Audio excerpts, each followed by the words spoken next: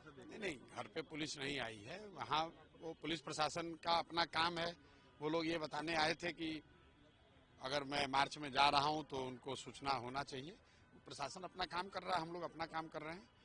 मुख्य बात यह है कि बिहार में पिछले कुछ समय से 1-2 सालों में लोकतंत्र को लाठी तंत्र में धीरे धीरे बदल दिया गया है। समाज का कोई भी वर्ग, चाहे वो आंगनवाड़ी सेविका हो, रसोईया हो, सरपंच हो, मुखिया हो, शिक्षक हो, जो भी वर्ग यहाँ पटना में सरकार से अपनी बात को रखने आता है, तो एक तरीका बन गया है कि उसको लाठी से मारो, धरना प्रदर्शन जो भी करने आ रहा है।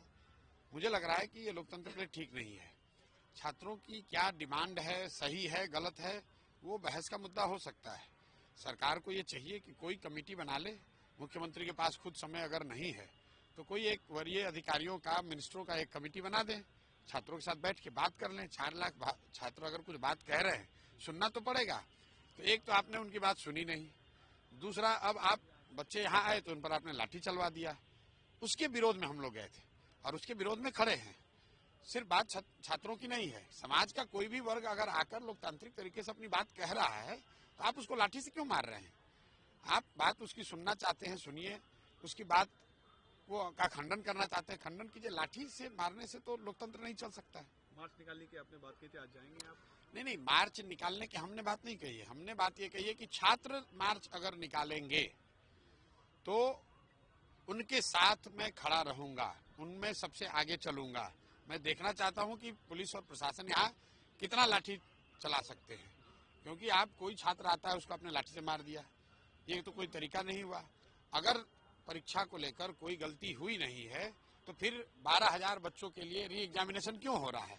तो कहीं ना कहीं सरकार तो ये मान रही है कि एक केंद्र पर गलती हुई है और छात्रों का ऐसा मानना है कि नहीं, एक केंद्र पर नहीं, बड़े पैमाने पर अनियमितता हुई है। तो सामान्य बात तो यही है कि अगर ऐसा लगता है लोगों को कि अनियमितता हुई है तो कम से कम एक बार बैठकर बात कर लें। जो उसका रास्ता कुछ निकलता है वो निकाल लें। जो छात्रों के साथ दुर्व्यवहार हुआ है, बर्बरतापूर्व कार्रवाई हुई है, जो लोग उसके लिए दोषी हैं उस पर कार्रवाई हो। जो एक छात्र ने आत्महत्या करी है, सोनू यादव ने, उसको सरकार को उचित कंपनसेशन देना चाहिए, ये मांग है। और हम लोग बस इतना ही कह रहे हैं कि आप किसी भी हालत में शांतिपूर्वक प्रदर्शन कर रहे, धरने पर बैठे हुए या कैंडल मार्च निकालने वाले, मार्च पास करने वाले बच्चों पर लाठी मत चलवाइए। और अगर आप लाठी चलवाएंगे तो जब छात्र निकलेंगे तो हम लोग भी जनसुराज से, प्रशांत किशोर या जनसुराज के हमारे साथी भी उनके साथ खड़े होंगे। इतनी सी बात है। स्टूडेंट्स का कहना है कि इस प्रोटेस्ट में अब हमें कोई एजुकेटर और पॉलिटिकल पार्टी के लोगों की जरूरत नहीं है। कैसे देखते, क्या इसे पॉलिटिकली थोड़ा सा नहीं भाई, किया जा रहा है? कल हम जब वहाँ गए थे, आप लोग भी वहाँ रहे होंगे, हम वहाँ कोई पॉलिटिकल दल के तौर पे तो गए नहीं थे। हमने छात्रों को भी कहा है कि आप लोग सरकार को अल्टीमेटम दे दीजिए, 3 दिन का समय दे दीजिए। और आज भी जब मेरे से छात्र मिलने आए हैं तो हम लोग यही कह रहे हैं कि आप लोग एक कमेटी बनाकर सरकार से मिलिए। लेकिन छात्रों का ये कहना है कि पिछले 15-20 दिनों से वो लोग 10 दिनों से सरकार से मिलने का वो हर संभव प्रयास उन्होंने करके देख लिया। फिर भी मैंने छात्रों को आज यही कहा है कि एक बार फिर से सरकार के मुखिया, मुख्यमंत्री को वो पत्र लिखकर, आवेदन देकर टाइम मांगे, उनसे जाकर मिलें। और मेरा विश्वास है और आपके माध्यम से सरकार से अनुरोध भी है कि छात्रों से बातचीत करके इस मामले का निपटारा होना चाहिए। निपटारा हो नहीं हो वो एक बात है, लेकिन किसी भी हालत में छात्रों पर बल प्रयोग नहीं होना चाहिए। बिल्कुल उसके हम लोग विरोध में हैं। फॉर्मर पीएम मनमोहन सिंह जी का डिमाइस हो गया, कितनी बड़ी लॉस है देश के लिए? बहुत बहुत बहुत बड़ा लॉस है।